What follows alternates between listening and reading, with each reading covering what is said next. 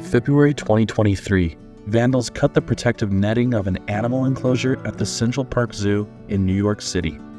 The animal in question was a male Eurasian eagle owl named Flaco, who escaped their enclosure and took up residence in Central Park. This attracted national press and public attention, especially because Eurasian eagle owls are not native to North America. Concerns quickly arose about Flaco's ability to successfully hunt for food after being in captivity for so long. Attempts to recapture the owl began. They tried to lure the owl into traps using food, but ultimately zoo officials were unsuccessful. In addition to large gathered crowds making the recapture nearly impossible, some people even tried to impede the owl from recapture, and many people protested, saying the owl deserved its freedom. Local birders and zoo officials speculated that Flaco would have a difficult time surviving in the wild. In captivity, the bird had no need to develop flight skills or hunting. However, on February 10, 2023, Flaco was seen hawking up a pellet, indicating to the public that he was successfully finding food. It seemed like Flaco was doing okay. He was finding food and hunting like an owl should. Public attention began to spark. Photographers, birders, and nature lovers flocked to Central Park to try and see the famous bird. In the media, Flaco was seen as a celebrity. The New York Times called Flaco the ultimate New Yorker. NPR wrote that over time, Flaco became a sort of symbol for freedom and resilience. Although Flaco seemed to be doing well, Central Park in New York in general was full of danger. Collision with vehicles, poisoning from rat poison, and window collisions all loomed as potential risks to the displaced owl. Constant debate emerged. Many thought that the owl should still be recaptured due to the risks and the fact that Flaco was preying upon native birds in the area. Others argued that Flaco's celebrity status had brought birds into the public eye, which in turn could be positive for bird conservation moving forward. In November 2023, Flaco began to venture further outside of Central Park, looking into people's windows and trying to find a mate. The problem was there was no mate for Flaco. No Eurasian eagle owls exist outside of captivity in North America.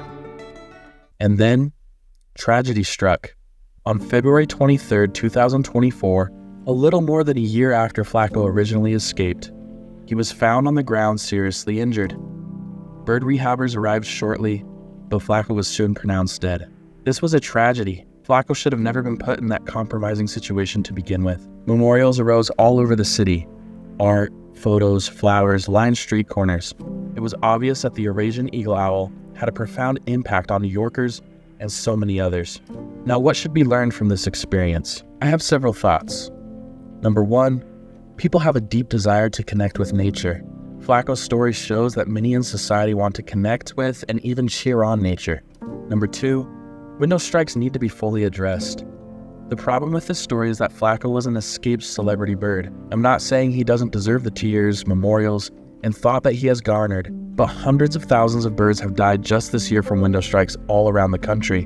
Where are the statues, the tears, and the uproar for birds that have been striking our windows for decades? And lastly, number three, birds are important. Flaco, the American flamingos from earlier this year, the Steller sea eagle, all celebrity stories within our newspapers and news programs have all shown me that birds matter to people. Birds are so important for society whether people notice them or not. Imagine a world without birds. No songs in the morning, only silence. Birds are rapidly declining around the globe, and policymakers and people need to step up and save the birds. Flaco's death has re-sparked conversations around building standards for windows to help reduce the likelihood of bird collisions. New York has in place tough standards since 2019. However, that still didn't stop Flaco from striking a building. More measures need to be taken to protect our birds. On February 26th, a few days after Flaco's death, New York renamed the legislation the Flaco Act in his memory. The world loves an underdog, and Flaco demonstrated his ability to adapt and live in the environment forced upon him.